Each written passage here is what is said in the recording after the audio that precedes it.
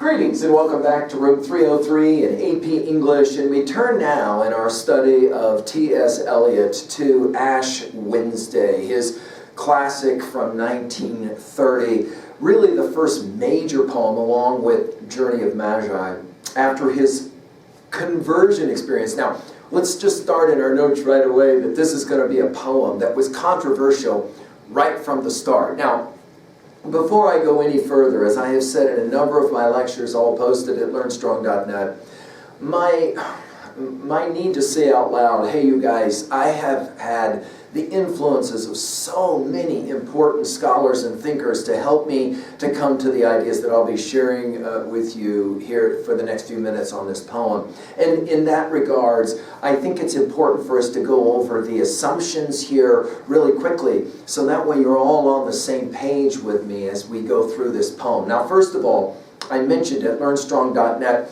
we've already given lectures on T.S. Eliot's Love Song of G. Alfred Prufrock, Preludes, The Hollow Men, Wasteland. We've given some pretty detailed lectures, and my assumption is that as I'm talking now about these ideas in Ash Wednesday, that you've already played that game with me. If you haven't, I do recommend that you go and find the AP folder at learnstrong.net and work through those other poems, because so much of what I'm going to say here is built on that. Now, the other thing I would say is that we are getting ready for our study of four quartets, which in the end is the real primary reason that we're playing the whole game that we're playing. In many ways, you can think about Ash Wednesday as kind of a fulcrum, if you will, poem between, on the one hand, his comments of Wasteland and Hollow Men, 1922, and then a few years later, the Hollow Men.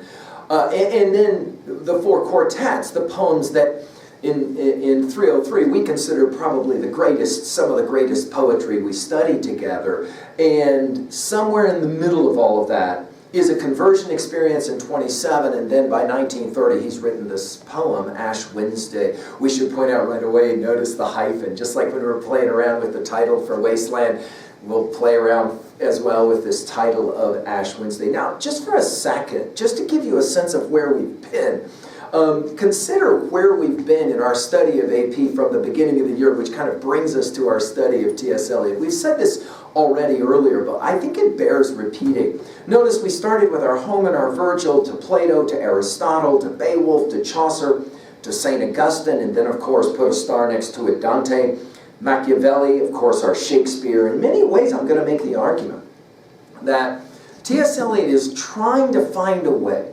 to dance between so many of these thinkers. And when I mention Shakespeare, well, I think Tempest has to be clearly important for us. Shakespeare's purported last play in 1611, ironically the same year that the King James Version of the Bible is released. And those final lines in Tempest by Prospero, in some ways it almost seems like Eliot's playing a similar game from Ash Wednesday to the completion of the four quartets. Of course, we also, back to our list, we also played around with Bacon, with Swift, with Pope, the Romantics, of course Goethe, as well as the Victorians, and especially Tennyson, who we're going to comment a few times, even in our discussion here. And then we finished finally with Yeats before, in Sailing to Byzantium, that is no country for old men and aged men is but a paltry thing, to finally now come to our study of T.S. Eliot. Just to remind, our learning theory here is always attempting to connect new information to old information in meaningful ways. I mean, what poet more important for us to try to play that game of connections than obviously Eliot, right? We would also point out that as well, and I think this is significant because the poem is Ash Wednesday. It is, of course, going to be a very religious poem, but as we've said about any number of titles, I mean, we messed around with St. Augustine's Confessions. You do not have to be a religious person to enjoy, appreciate, respect the poem that we're about to study here. I'm reminded of a student of mine who was raised in a devoutly religious environment, Christian environment, who came to me and said, Mr. McGee, I no longer believe in God. And I said, oh, okay. And he said, well, aren't you going to ask me why? I mean, of all the hats you wear, one of them is a philosopher and a theologian. Are you going to ask me why? And I said, no, I'm really not interested. And he said, what do you mean you're not interested? I said, I'm not interested you believe in God. What I'm interested in is, do you believe in love?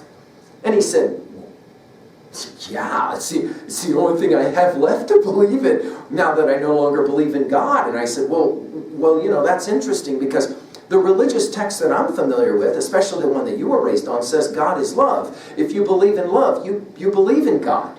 Welcome back to the fold.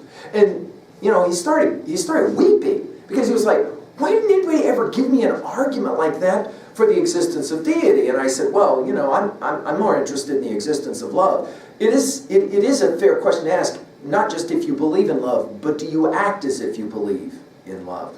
To that degree, I think one of the reasons we pick up T.S. Eliot is Eliot's going to challenge us in so many, many ways. For example, I challenged this young man the same way. Okay, you told me what you don't believe in. Fine. I think that's an important thing, right? But now I answer the simple question, and I think this was the question that Eliot was challenging himself to ask and try to answer from 1925-26, certainly by 1927, his conversion experience. Okay, so you know what you don't want. Now tell us what you do want. And more significantly, tell us how you're going to pull that off, whatever that is. See, it's one thing to know what you don't want. I don't want A, B, C. I definitely don't want that anymore. No way, no how. Okay, good. So what do you want? And how are you going to get there? Study of Ash Wednesday will challenge us in some regards in this way.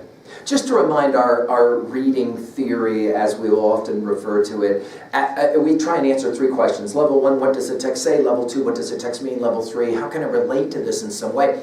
It is that level 3 reading that for us will, of course, be our learning as we constituted in 303. At level 1, summary, right? What does the text say? We'll work through each one of the 6 parts of this poem, just like we did with Wasteland. Pretty detailed stuff with Wasteland. We're going to play the same game here. It's going to take a while. Can we say this out loud? It's going to take a while. Some of you smiling already. It's going to take a while for us to be able to work through these. We're not just going to work at the epidermal level, at the surface level. Having said that, let's go ahead and say it out loud. The scholars who will join us for maybe a part of this presentation, they will not always be pleased that we don't go deep enough, that we don't go further into the text. But again, we are an AP class. We're not working just at the epidermal level, but please understand, there's just so many ways that we can find ways to read a text like Ash Wednesday.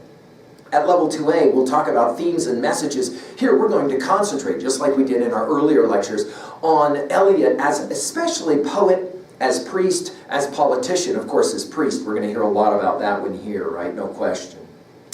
At 2B, we're asking not what does the poet say, Eliot, but how does the poet say it? And here, we're going to pay attention to symbolism. We're going to pay attention to his genius again with the lyrics. I've had some of you that were turned on to Eliot the first time that you heard the opening lines of Proof Rock, let us go then you and I, when the evening is spread out against the sky like a patient etherized upon our table. And from that moment on, I should have been a pair of ragged claws scuttling across the floors of silent seas. You were hooked on this poet. We're going to play some of those same sound games again, but we're also going to pay attention at level 3A. How can we relate this text to other texts? We're obviously going to try to relate it to everything precedent to T.S. Eliot and Ash Wednesday. Obviously, we've got to talk about Holloman and Wasteland, no question. But at the same time, we're going to pay attention to all the other allusions, references to all kinds of stuff. In some ways, and go back to some of our comments that we made, for example, the great philosopher Wittgenstein, who went ahead and made his first proposals and then turned around and had a change of course. And in his Tractatus, will play the game completely different again. We're going to have the same project with Eliot. Now, put this in your notes. We're not going to do a lot of biography, but this one is a big one. Eliot writes Wasteland, and he is labeled the greatest known poet, especially of the modernist genre. And yet he turns around, didn't please Pound in this regards, Ezra Pound, and he decides, you know what, I'm going to challenge everything I said in Wasteland and in Hollow Man, and I'm going to try and come to a different view of existence and of life. Whoa. Now, there were a lot of people that just couldn't go there, especially because the place he went was, of course, Christian religion, especially joining and being confirmed within the Anglican Church. But I think it's significant. I mean, this is a pretty amazing thing that he's willing to challenge himself again in some of those views that he held. In that regards, let's just say it out loud. He is, as we have said already, he is the great integralist. He's the great synthesizer. He's the one that looks backwards to, as we said, Homer, Virgil, St. Augustine, Dante, Chaucer, Shakespeare, as well as to Milton. And then, I think, importantly in this poem, Keats. Do you remember what Keats and his Elgin Marbles, poem firstly in Elgin Marbles, my spirit is too weak, mortality weighs on me like unwilling sleep, each imagined pinnacle steep of godlike hardship tells me I must die. Remember what he says? Like a sick eagle looking at the sky. When Keats starts coughing up blood, he knew it was over, as we've said in so many of our lectures on Keats at learnstrong.net. I think Eliot was always impressioned by Keats and Shelley, and I think we're going to see some of that even right away here. Of course, finally, we can't talk about Eliot like we've said in the past without talking about his love of Baudelaire as well as James Joyce. I mean, the list just goes on and on. Finally, at 3b, we ask this question: how can I respond to a poem like this? And of course, as we've said, one real challenge, and I want to give it to you. I mean, as we've said, we are the stories we tell. We're the stories we retell. We're the stories, of course, that we accept. We're also the stories we reject.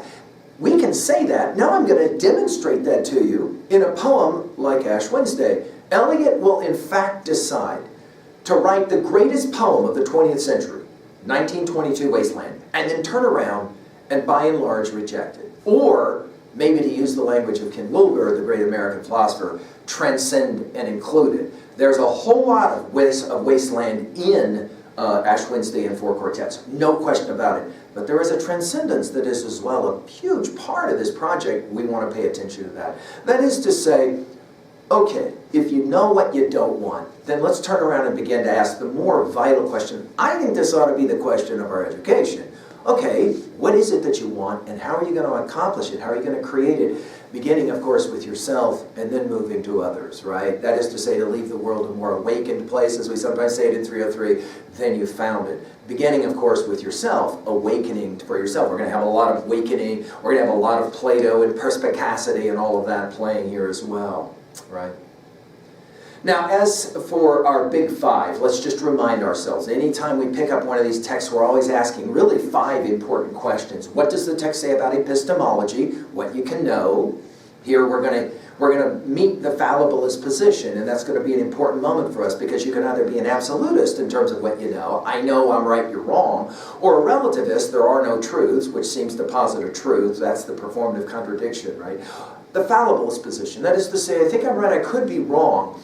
That's going to be significant. We're going to begin, just notice this, put it in your notes. We're going to begin in this poem with the word because, and we're going to end with the word although. And we're going to ask why. Why is there a movement from because to although? And I think a part of it is this epistemological fallibility that we are always talking about in 303. The second of the big 5 is, of course, ontology, the question of who you are. Put it in your notes. We're going to have something to say about those, okay? And you know, this idea of who in fact are we? From our big 5, number 3, psychology and the psychological perspective. Of course, what are our fears? What are our motivations? We're going to have a lot to say about that in this poem. And then, of course, our fourth of the big 5 is who are we when we get together as groups? Sociologically, that is to say, what does the world beyond Wasteland look like? I would write that down. What does the world beyond Wasteland look like? Finally, the last of our big 5 is the theodicy question. And as we've said many times, I mean, it seems like all classic literature points finally to the question, why is there so much pain and suffering in this world? And this will be, of course, a central question of Ash Wednesday as well. Ultimately, we're going to find our way to that position that we have said many times in 303. When bad things happen, don't ask, why did this happen to me? Learn, that's the key word to underline, right? Why did it happen for me? We're going to see this as well in our study of Ash Wednesday. Now, you're going to have to turn to some of our other lectures for most of the biography of T.S. Eliot. I'm not going to take much time here other than to point out some important dates. As we've mentioned them already, 1922 is when he writes Wasteland at the age of 33, 34. Now, what's significant is that he's born in 1888. Think about this. He was 4 years old when Whitman dies. I mean, it's a nice way to kind of place Eliot within his context, okay?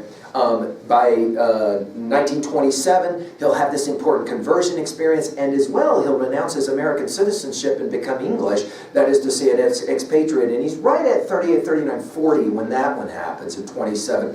By the age of 42, in 1930, he publishes Ash Wednesday, and then by just 6 years later, Burt Norton, the first of the 4 poems of 4 quartets, at the age of 48, 49, right at the age of 50, and of course he dies at 65, right at around the age of 76. So it just gives you kind of a sense of where Eliot is in his own chronology. Now, we're going to turn to the poem Ash Wednesday. To try and save us a little bit of time, guys, I'm not going to read the entire poem all the way through and then come back to begin to exegete. Instead, we're going to go section by section or part by part. There are 6 of them. So in your annotative notes, if you would, at level 1, just go ahead and write down 1 and then Roman numeral 1 and then obviously skip some lines. Or what I might recommend that you do is just get 6 pieces of paper out. And for each one of these, you'll want to fill up, trust me, there's enough information here to fill up 1 sheet of paper for each one of these parts. We're going to play the same game that we played with Wasteland, only here we're going to enjoy the reading of Eliot himself. Now, some of you don't like the reading of Eliot reading his own stuff. A little deadpan, doesn't get real emotional. There's a lot of scholars who pointed out that one of the reasons Eliot did this was because he didn't want the emotion of his voice to be what carried his poetry, but rather the poetry itself should sustain itself. So we're going to listen to him read, but we're only going to go part by part. So in other words, we're going to start, we're going to begin with part 1, and then we'll kind of work our way through.